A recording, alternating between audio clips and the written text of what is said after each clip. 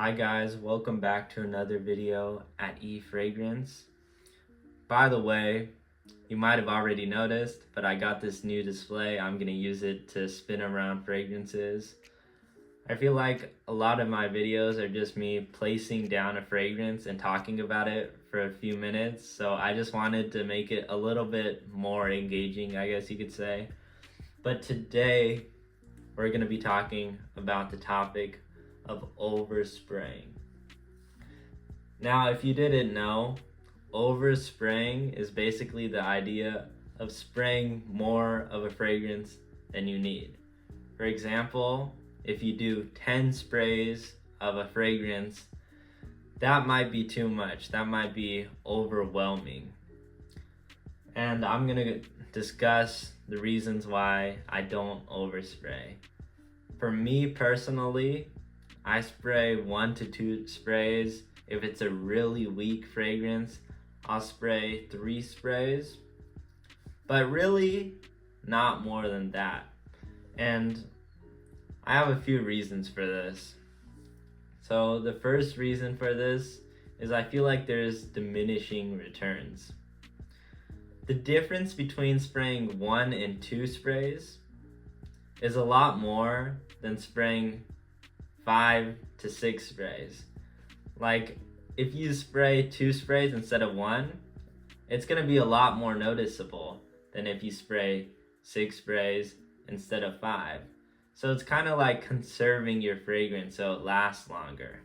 You know, don't always want to buy more fragrance bottles and waste money.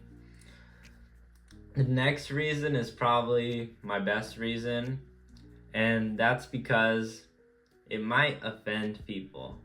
When you're spraying fragrances, some people might get offended at that, especially if you're doing something like oud, something like that.